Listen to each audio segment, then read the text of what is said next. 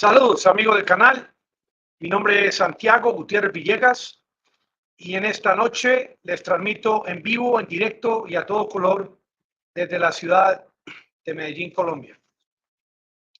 Es increíble cómo ya mañana celebramos o no celebramos. Mañana se cumplen 7 meses del inicio de esta guerra. Lo más seguro es que ya desde la Federación Rusa se contemple para los niños en los colegios la impresión de este mapa en cantidades astronómicas para que en sus salas de clase, en sus salones de clase o en sus casas, los niños puedan llenar esta porción blanca de este mapa con el color rojo de Rusia. ¿Por qué lo digo? Porque el tema del referéndum que está en proceso, todo parece indicar que así sea en su mayoría un voto a favor de la anexión con Rusia.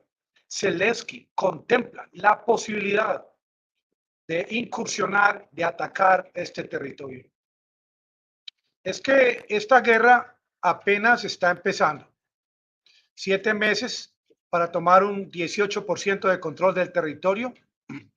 Estamos hablando de casi 36 meses, 35, 36 meses haciendo una regla de 3.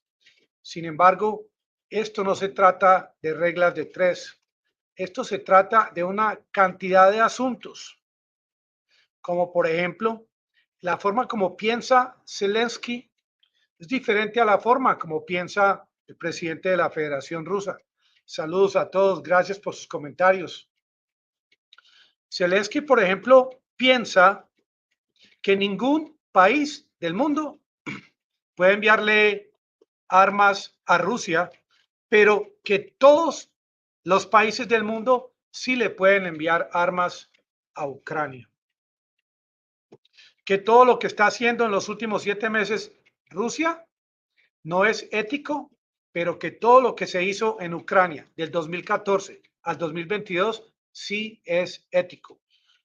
Una cantidad de conceptos, de ideas, porque si nos ponemos a pensar en muchos países del mundo, hay maneras, diferentes culturas. Miren, por ejemplo, el tema del aborto en los Estados Unidos, esta decisión de la Corte Suprema, esta última decisión que adoptó, no es la misma posición que se adopta en otros países del mundo. O el tema del uso del velo en Irán, el uso del velo en Arabia Saudita, pero el uso del velo en Irán y esta noción cultural y religiosa de que es una obligación para las mujeres usar el velo. Estados Unidos sanciona a la policía de la moral iraní, pero no sanciona, ni castiga, ni reprime, ni acusa a equivalente, a su equivalencia en Arabia Saudita, un país aliado de los Estados Unidos. Porque sí es ético, según el presidente Zelensky, que Turquía envíe estos drones Bayraktar T-22, TV2, perdón. Que sí es ético que los Estados Unidos envíe los drones Switchblade a territorio ucraniano y que envíe los HIMARS, pero que los rusos tienen que quedarse con sus manos atrás, no pueden recibir ayuda de nadie. Ningún país que fabrique componentes para las armas que fabrica Rusia se le debe permitir que haga envíos a Rusia, pero todo lo contrario para su país, y que su país debe recibir recursos ilimitados de dinero, y que todos los muertos en su país, aún aquellos que mueren en medio del fuego cruzado por errores tácticos de los mismos miembros de la fuerza militar de Ucrania, que es ético que esto ocurra, pero que la mayoría de la tierra arrasada, de la destrucción geográfica de infraestructura, es culpa de los rusos. Hoy en día, los rusos le han demostrado a Ucrania que están haciendo uso de estos drones de Irán, que ya están en sus manos. Y a pesar de que se está haciendo un referendo, Rusia sabe al pie de la letra cuál va a ser la reacción, ahora sí, a partir de el miércoles, porque esto se acaba el martes, el referendo el martes a las 8 de la noche. ¿Cuál espera, qué reacción se espera de la OTAN y de Zelensky? Yo me imagino que los ejércitos de los países participantes contra Rusia están prácticamente trabajando las 24 horas del día en estos think tanks, en estas reuniones, llegando a un consenso de cómo van a hacer, cómo van a reaccionar a partir del miércoles. Y eso lo sabe Vladimir Putin. Y por eso les envió unos drones allá al puerto de Odessa en el día de hoy que destruyeron 2 edificios, hubo un muerto, pero fue un mensaje de que Rusia es conocedora de lo que sigue a continuación. Por eso este mapa que les muestro, este mapa que les muestro en el día de hoy, 23 de septiembre, podría empezar a convertirse en rojo, rojito, pero todo el mapa de Ucrania. Y eso todo depende de la decisión que adopte la OTAN a partir del día miércoles. Porque no hay otra manera de ver las cosas. Esta es una forma de negociar. ¿Y cuál es el negocio que está proponiendo Rusia indirectamente? El negocio que está proponiendo Rusia es dejar este mapa tal como ustedes lo están viendo en este momento, porque en caso de que Ucrania no acepte este mapa, va a empezar a volverse rojo, rojito por toda su geografía. Estos drones, los drones Shahed de fabricación iraní. ¿Cuál es el meollo del asunto acá? Estos drones no pueden ver un HIMARS, porque HIMARS que vean lo destruyen. Estos drones fueron fabricados y los está comprando Rusia para destruir los HIMARS que ha enviado a los Estados Unidos. Esa es la razón clave de por qué hoy, por ejemplo, el presidente Zelensky ha revocado la acreditación al embajador de Irán en Ucrania. Chao, no más embajada de Irán en Ucrania. Sanciones, más sanciones a Irán. Ya él habló por teléfono, me imagino, con la Casa Blanca. Más sanciones a Irán. Sanciones que ya no creo que haya otro tipo de sanción posible. Todas las empresas que negocien con Irán les congelan las propiedades en Estados Unidos. Todas las empresas también las sancionan. Ese es el peligro de las sanciones, que le quiten, le congelen las propiedades a quienes hagan negocio con Irán. Pero hoy ocurrió algo curioso.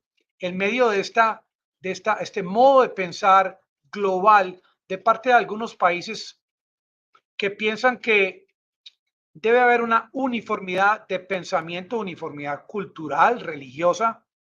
Y ocurrió algo curioso que me puso a pensar. Miren, esta señora se llama Christiane Amanpour. Ella nació en Irán.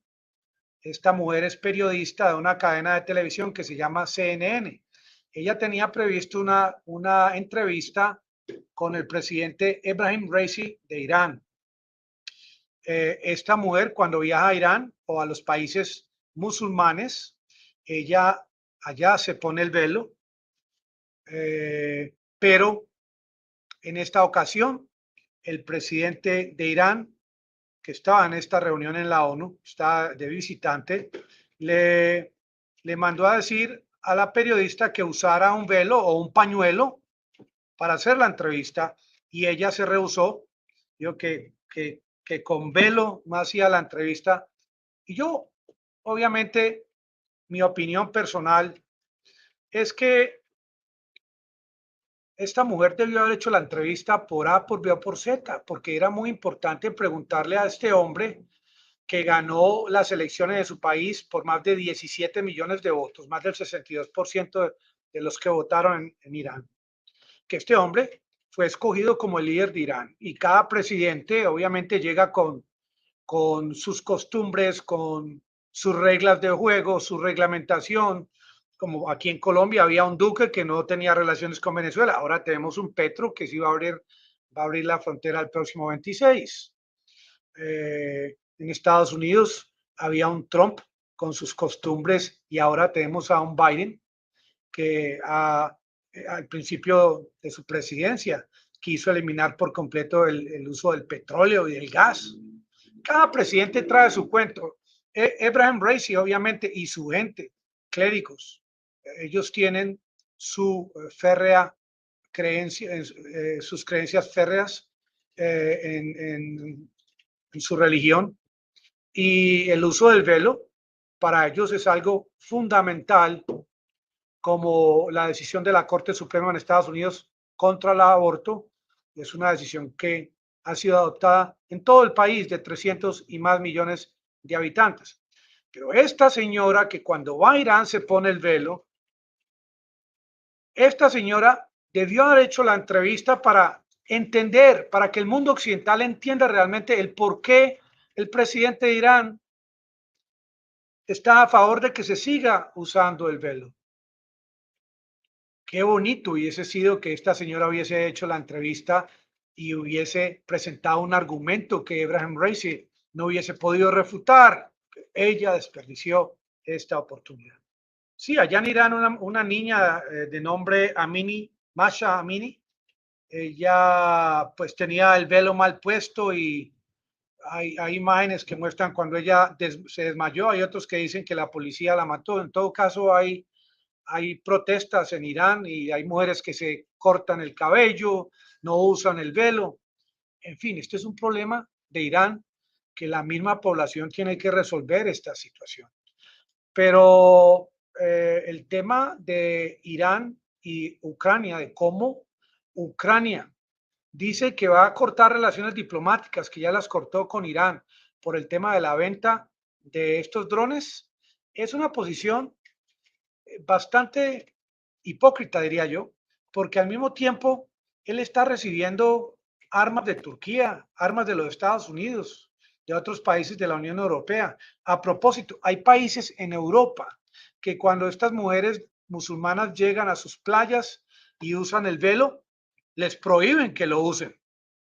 Hay países en Europa que han prohibido la visa a los turistas rusos y ahora hay ciertos países que le dicen bienvenidos a todos aquellos rusos que quieren desertar, que no quieren participar en esta guerra.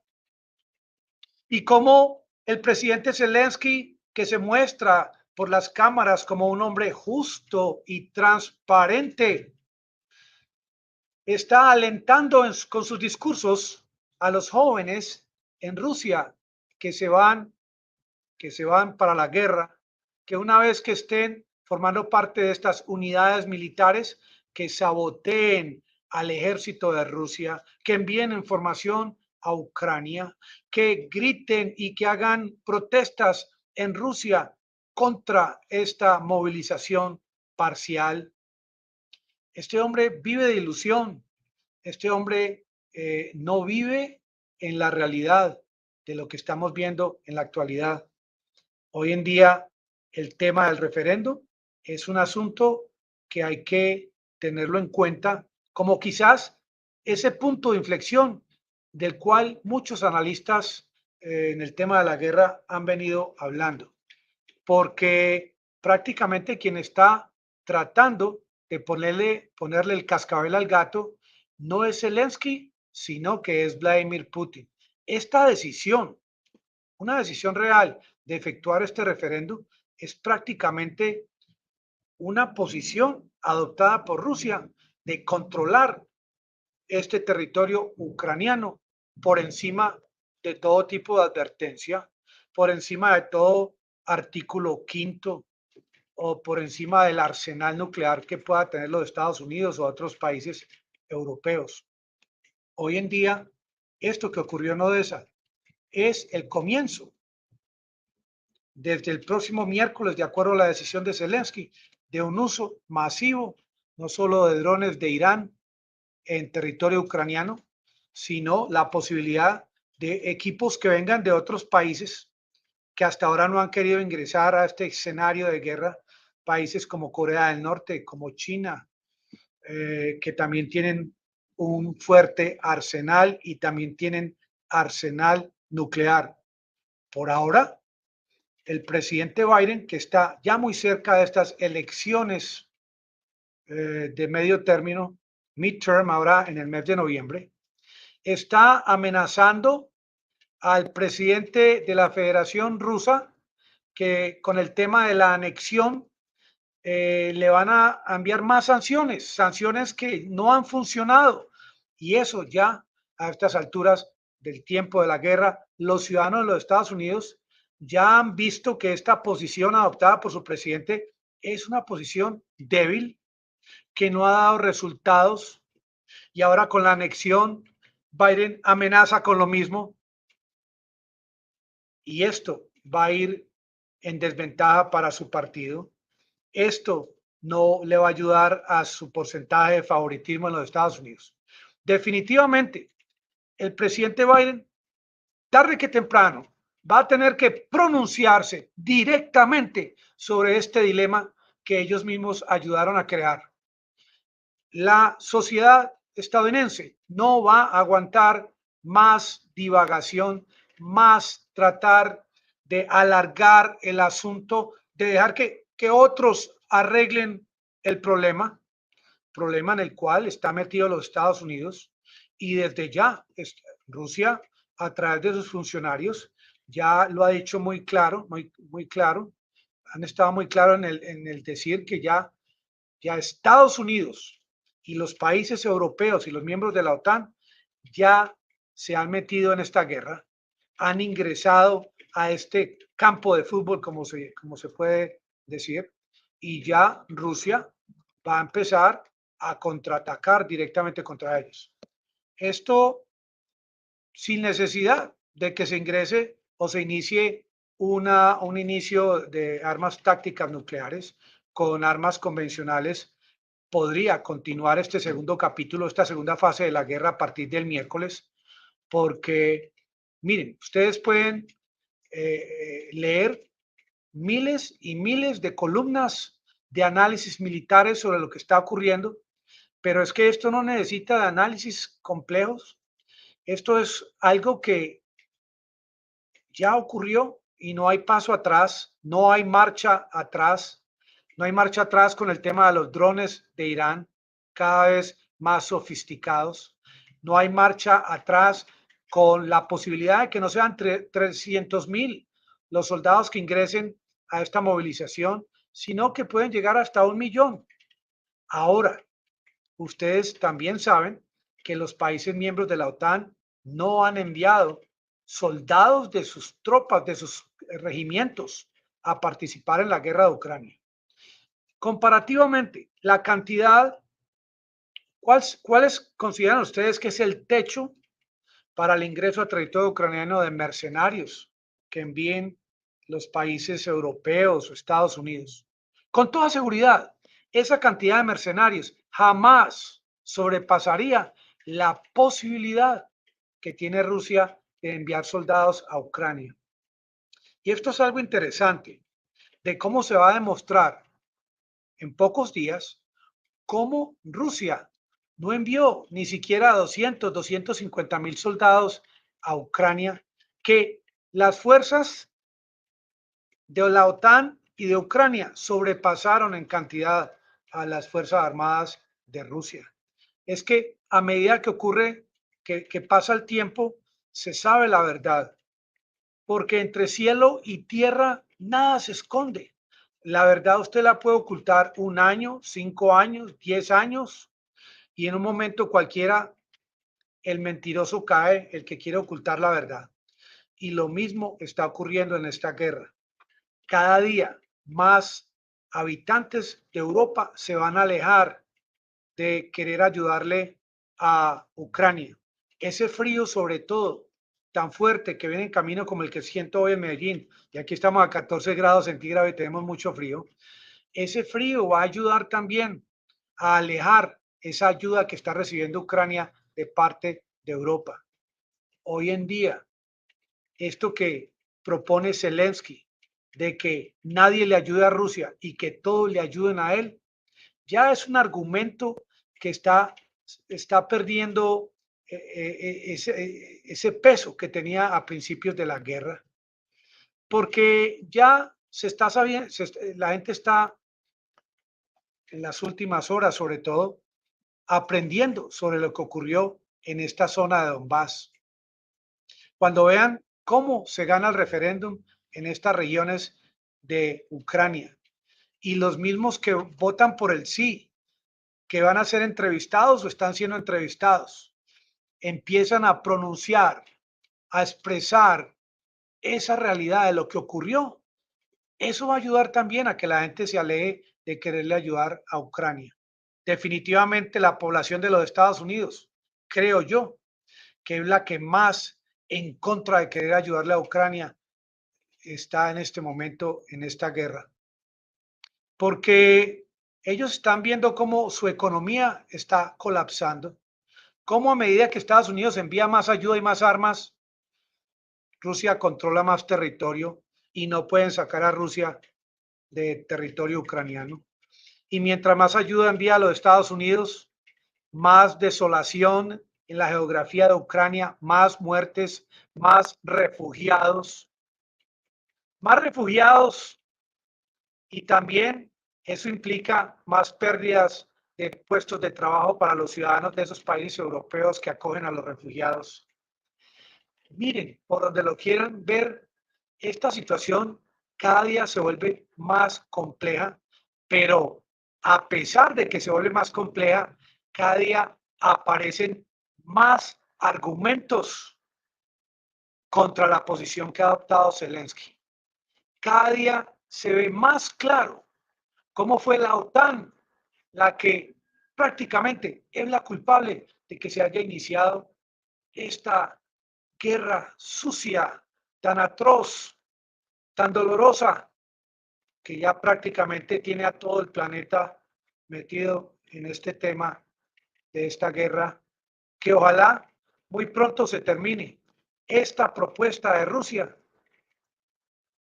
está en pie hasta el miércoles de la semana entrante a las 0 horas. Luego todo está en manos de Zelensky, de Biden, de la OTAN, de la Unión Europea, porque este mapa con esta franja roja podría convertirse en un mapa totalmente rojo. Amigos, les agradezco mucho su participación y nos vemos mañana. Aprender es ganar. Muchas gracias por su paciencia.